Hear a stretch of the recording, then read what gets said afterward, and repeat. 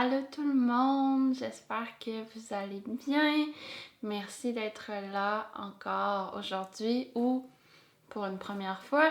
Je m'appelle Charlotte Laure, je suis professeure de yoga principalement, mais aussi tireuse de cartes, tireuse de tarot. Et aujourd'hui, comme les semaines précédentes, je vais vous tirer une carte. Donc je vais commencer à les brasser. Le but, bon, il y en a deux qui sont sortis, fait que on va continuer de brasser.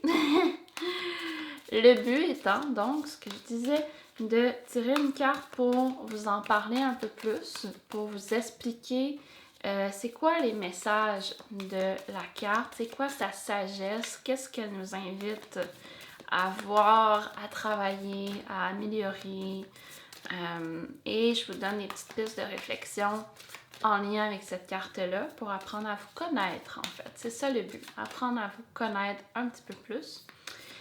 J'offre aussi, si vous le désirez, des tirages privés. Donc, vous pouvez m'écrire pour ça. Mon adresse courriel, c'est yoga et tralala à commercialoutlook.fr. Donc, quelle carte veut nous parler aujourd'hui?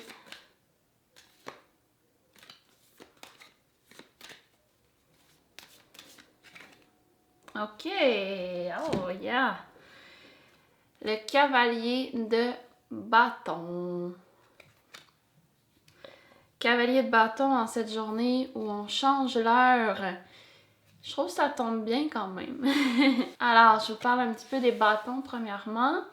Les bâtons sont associés à l'élément du feu, comme on le voit bien sur la carte, à l'énergie vitale, à tout ce qui est la volonté, la petite étincelle, le feu intérieur, l'instinct aussi, la créativité, la sexualité, les pulsions sexuelles, tout ce qui est flamboyant, etc.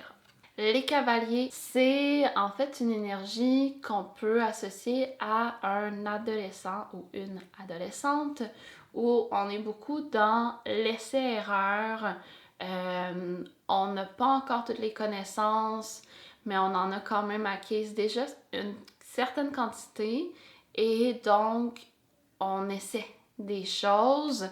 On fait beaucoup d'erreurs encore à ce moment-là, mais on est dans le processus d'apprentissage.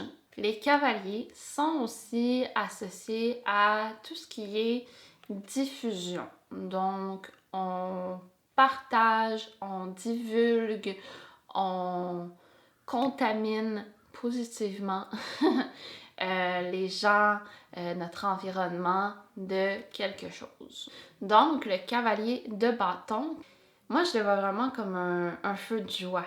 Un feu de joie qui doit être contenu quand même un petit peu. On le voit dans la carte, il y a comme 4 bâtons qui entourent notre personnage principal.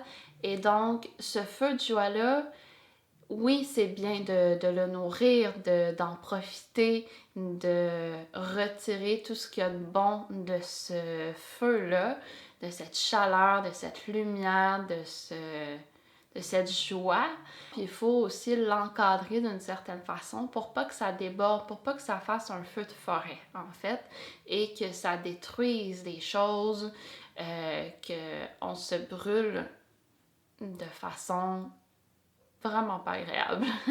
Oui, on veut cadrer, mais cette carte-là, c'est aussi bien sûr profiter, vraiment être dans la joie pure de danser, de chanter, de faire la fête, de célébrer, d'être dans le plaisir et de nourrir ça à l'intérieur de nous qu'on peut perdre, hein, des fois, quand on est dans la vie d'adulte. Juste se mettre de la musique pour danser ou pourquoi pas sortir, comme dans le dessin, un instrument et jouer, même si on sait pas en jouer énormément, juste pour le plaisir, sans notion de performance, juste de le faire pour le plaisir. On voit un cheval dans la carte et moi je le vois vraiment beaucoup à cette nature un peu qu'on pourrait dire sauvage que nous avons, mais qu'on réprime des fois ou qu'on oublie ou qu'on prend juste pas le temps de connecter avec cette nature-là. Fait que cette nature sauvage, fougueuse et empreinte de beaucoup de liberté aussi, qui est intéressant, bien sûr, à explorer. Ouais, se laisser aller dans qu'est-ce que j'ai envie de faire, qu'est-ce que j'ai envie d'essayer pour juste avoir du fun, peu importe justement la performance, peu importe si je vais bien le faire ou non, c'est pas ça la question, c'est juste vraiment d'avoir du fun, d'avoir du plaisir, de reconnecter avec l'enfant qui marche pieds nus dans la forêt. Moi, j'adore marcher nu-pieds personnellement. On voit pas les pieds du personnage, mais en tout cas, dans ma tête, elle a les pieds nu-pieds. Elle a les pieds nu-pieds. Ouais, elle a les pieds nus. Je vais vous inviter cet été à vous promener un peu plus souvent nu-pieds. À vous promener nu-pieds, oui, on dit souvent pour connecter avec la terre, mais moi, je vous inviterais à le faire pour reconnecter avec cette nature sauvage, libre, là, de se libérer des chaussures, de se libérer de tout ça et de marcher nu-pieds carrément. Donc, on est rendu aux petites questions d'introspection en lien avec la carte. Qu'est-ce qui me fait briller des yeux? Qu'est-ce qui vous fait vibrer à l'intérieur, qui vous fait vraiment plaisir, qui vous fait sourire naturellement, spontanément? Faites-vous une petite liste de ces choses-là qui vous allument, qui vous mettent en joie. Par rapport au côté encadrant dont je parlais, vous pourriez vous demander quel aspect de mon feu, de ma personnalité, de mon énergie aurait besoin peut-être d'un peu plus de cadre.